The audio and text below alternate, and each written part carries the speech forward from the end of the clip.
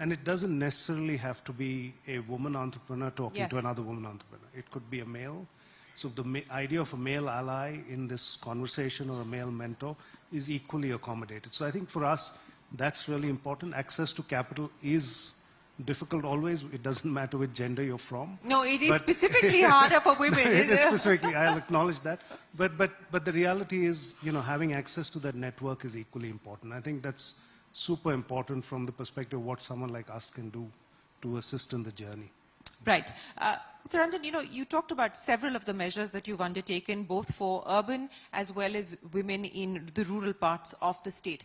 If I were to ask you about outcome, because you said that you are monitoring outcome, what has been the most successful program or most successful programs? And as you now look forward, where do you believe government capital, government resources need to be put in? So, I'm sure you would have heard of this, because we are completing 9 years, we are entering into the 10th year. Lots of information about how the state has performed in these 9 years is flowing out. One of the most significant achievements has been the phenomenal rise in the per capita income. The state's per capita income, from what it was in 2014 and what it is now, has risen by 130%, more than doubled. So a significant part of it has been contributed by women. And that has happened because we have taken lots of efforts to mobilize women at the grassroots into very strong receiving mechanisms. See, governments typically all over the world, all over the country are considered to be welfare oriented. I mean, the tendency is to start giving this, giving that, but not much attention is paid on who is there to receive whatever you are giving. And if that receiving mechanism is not strong enough, whatever you are delivering from the top will not be optimally utilized. Right. So that effort has been done in Telangana, forming self-help groups, strengthening self-help groups, building their capacities. And today, as I mentioned, we have a bank for them to cater to their consumption requirements, the productive kind of projects that they may like to follow. So that has been one of the most significant achievements, that you have created a whole new opportunities for rural women who erstwhile, it's not to say that they were not contributing anything, even if they were looking after agriculture, farms and home-based activities, they were still contributing to the welfare of the family, to the society, to the economy. But their productivity has increased manyfold today. And this is one very important intervention I would say that we have succeeded in. And there are lots of urban interventions as well. You spoke about VHub, you spoke about the industrial park in the earlier panel. Those are good examples. But I would still feel that if you look back at these 9 years, the work that has happened in the rural areas is far more significant, but not really much talked about, much written about. And that is something which I would like to really get corrected. Okay, well, we'll do that here on this panel. But Surendra, you know, I want to address the issue that we just heard from Mr. Ranjan about that the per capita has seen a significant increase, and largely on the back of the fact that you've actually got women to, in a sense, achieve their potential, or women to contribute to growth as well. Now, you know, when we have these conversations, and a lot of people continue to argue that, why do we need to focus on this? Why does it even matter? Now, this is a great example of why it matters. You know, when you speak to your clients, when you speak to your leadership, etc., what is the narrative that you're selling when it comes to diversity and inclusion? So there's a whole lot of research that talks about why being a more diverse, more inclusive organization makes you better, it makes you more productive. But if you just take simple statistics, in the G20 countries, if we were to increase female participation rates, we would add approximately 5.8 trillion to the GDP over the next 5 to 6 years. So I think these are real numbers. And when it comes to enterprises that work in the ecosystem in many of these markets, they recognize this. I think also what's really important is, from an India perspective, is we have a young population. There are more people joining the workforce or being eligible to join the workforce than ever before. And if you look to nations that are aging, you realize that one of the gaps many of them have is they don't have enough participation by women in the workforce to overcome what the aging population is now creating. So we have a real opportunity to set a base, a trend. And I think this is a conversation that is increasingly happening in a number of the boardrooms where when we look at our India business and we say, what more can we do? And it can't be something we've done elsewhere. We've got to do it for India. Yeah, I would imagine that you will have to customize solutions specific to India. But, you know, speaking about conversations in the boardroom, what's the conversation at HSBC? The previous panel was setting bold targets for individual companies, and we had their leaders raise those here with us. What's the roadmap for HSBC?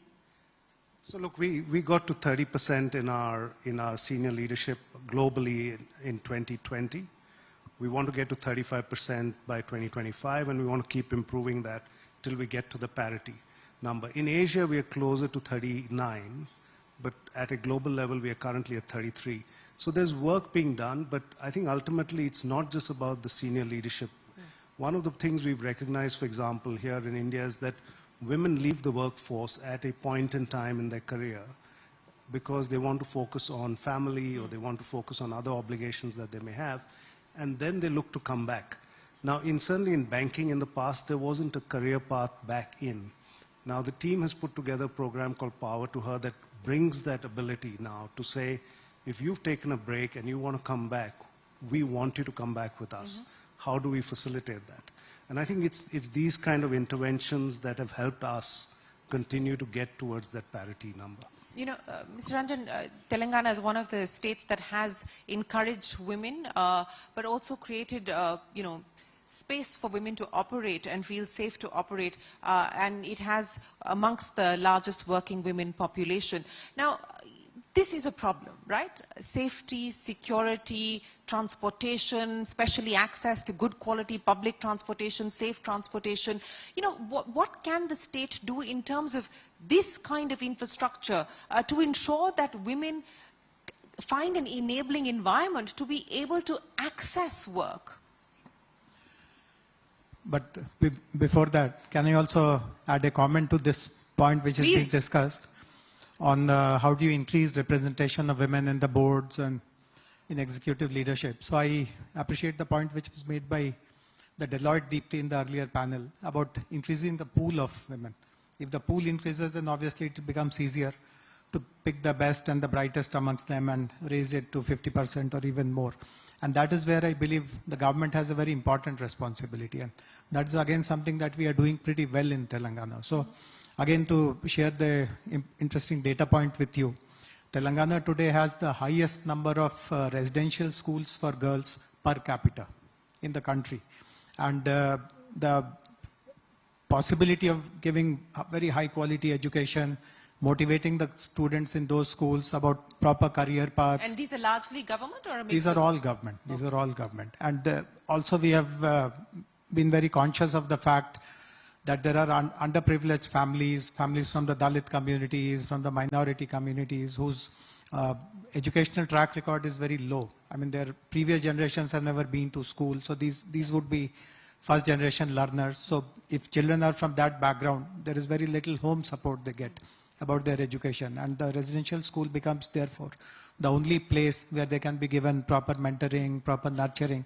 So these schools are doing phenomenally well. And this again has been a very conscious decision. So you spoke about 450 crores which has been spent to build this facility, the T-Hub that is. But thousands of crores have gone behind those residential schools. And again, that is the foundational kind of work which our government does to ensure that more number of girls get into schools, get into very high quality educational opportunities, not ordinary schools. So if you look at the board results, or we have this common engineering exam, entrance exam, which is called MSET. You see who are the students who are topping these kind of exams. These are typically students from these residential schools. Many of them also get a chance to crack at some of these national level competitive exams. They do so many other great things. Some of them have even climbed Mount Everest. You will not believe this. And that's a girl, incidentally, from one of the residential schools. Well, that only goes to show that girls and women can do anything that they set their minds on. Of course. So that is what. So to address the earlier question, I mean, if you push someone to say that whether they will achieve 50% or not, I mean, definitely there must be an internal target. But is there a large enough pool to pick women leaders from is something also needs to be worked through. And that is where we meaning the government, can play a very important role. But to quickly address what you had really asked me about safety, about a congenial work environment. So again, I believe that that's something which is very, very important. And our Chief Minister was very focused on this when he took over the responsibilities of Telangana, one of the first initiatives was to send a team of women officers across the world to find out what are the best practices to ensure safety, ensure that kind of levels of comfort of participating in a mixed workplace. And 2-3 very important outcomes. One of it is called She Teams. So in Hyderabad, so we are right now in a place which is called Cyberabad. This enclave is Cyberabad, where all the tech companies, all the knowledge institutions are located. So you will not realize, but there'll be amongst the thousands of people who are milling around, lots of people in plain clothes who are actually policemen, who are members of the She Teams, and they are kind of keeping a watch, keeping an eye, increasing the number of surveillance cameras, making the companies, the tech companies who are located in this enclave, participate with the government in doing community patrolling and community policing, citizen policing. There is an institution called the Cyberabad Security Council, which is largely populated by the tech companies and the local police. So lots of things have been done, and I don't have precise data, but I know for sure that the crime levels and I mean these kind of issues which typically pull a woman down or a family down from sending their girl children to work, those incidents are very far and few between. I don't have, as I said, precise data, but I won't be surprised if the numbers which are registered in Hyderabad are amongst the lowest amongst metropolitan cities. Okay, that's good to hear. But Surendra, I want to come back to you and talk about, access to technology and how you are, for instance, using that. The previous panel talked about access to technology and the use of technology to remove biases. As a bank, for instance, how are you using technology to also ensure that lending becomes a lot more inclusive? Well, I think increasingly technology is the backbone for lending decisions, right? Whether it is looking at the history of the person or the entity that's looking to borrow, or for a variety of other factors that we take into account. So technology certainly is the backbone. Now, how do we think about making it more diverse or enabling female participation, particularly as entrepreneurs? So we have set up a fund that is entirely focused on female entrepreneurs, which is circa about $1 billion in terms of funding the effort. But what's more important is we are learning from those interactions on how we can improve the decision making for future funds or future investments that we make or lending decisions that we make. So there is a need to be iterative. There is a need to recognize your blind spots, because there are blind spots, and we need to constantly look out for that, and that's what we're using technology for more and more. How much of the 1 billion is allocated for India and women entrepreneurs in India? I don't have the data with me at the moment, but India is part of that process. Okay, that's good to hear. You wanted to talk about some of the efforts on the rural side that you believe have been the most impactful, and I want to address that issue because, this movement is also about diversity. It's not just about talking to certain kind of women from a certain socio-economic background. It is talking to women who are part of self-help groups. It's talking to women who don't have access to technology and education and so on and so forth. How are you addressing some of those needs which continue to be a big challenge in large parts of India? So I alluded to it earlier that it begins by very strong dose of social mobilization, create very strong self-help groups and build their capacities to the best possible level so that whatever tomorrow you want to deliver to them, they understand the value of it, they reciprocate, they participate. So that foundation is very strong, Telangana. Again, since I don't look after that part of the work specifically, I don't have precise numbers, but I know for sure that literally every woman in the rural areas, particularly those who belong to the poor communities, etc., they have all been mobilized into strong groups. And once that mobilization is done, then you start discussing with them what could be the best livelihood options for them. So first of all, you look around, what are the others doing, which is doing well? Can you replicate it? Are there entry barriers in doing that? Is that opportunity saturated? So in a very structured and scientific way, that kind of guidance is given, opportunities are identified, and then through the proper procedure, like you prepare a business plan, you pose it before a funding institution, you create institutions locally who will handhold you, you tie up backward linkages, forward linkages. So as I mentioned, the per capita rise which our state has seen, a large part of it has come in this manner. If we do an exercise to quantify, I'll not be surprised at all if you see a very high figure, a very high proportion behind that per capita rise in that state being contributed by women and their self-help groups and their economic enterprises and business activities. Okay, so let me end by getting both of you to commit to the priorities that you're intending to focus on, and I'll start by asking you, Surendra, you know, what does the roadmap for you look like? Are you tying yourself down to any specific targets or any specific outcomes? Well, I think the outcome ultimately has to be parity at the leadership level. Our largest workforce globally is in India, and our lowest gender participation in the leadership level is in India, which sort of amongst our larger markets. So we have a lot of work to do. We need to be micro in our interventions to help this process. So that's certainly something we're committing to. But I think more importantly for us, it's to be part of journeys like this so that we can learn from other organizations and bring those practices into ours as well. So, Mr. Ranjan, year 10, give me a sneak peek into what we can expect in terms of priorities, in terms of fresh announcements, in terms of fresh measures. So I can speak of the subjects that I look after. I look after information technology, industries, entrepreneurship, innovation. In these, that's pretty much most of it. No. Well, I don't look after, let us say, the rural activities that I spoke about, education, where great work is happening. But in the things that I do... You'll fund that. We are already doing pretty well, but definitely there is no end to it. You need to do more. So, for instance, there are 3 dedicated industrial parks for women entrepreneurs. We would like that number to go up, more and more women to take up manufacturing activities, high-tech manufacturing. Similarly, we have V-Hub in Hyderabad, which obviously has been doing great work. But we would like this to be decentralized, have maybe 5 more V-Hubs or 10 more V-Hubs in the sub-district levels in the state.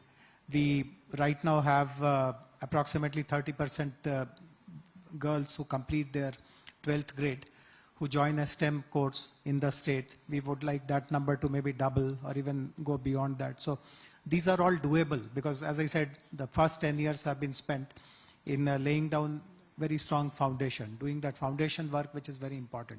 If you don't do that, you just won't reach there.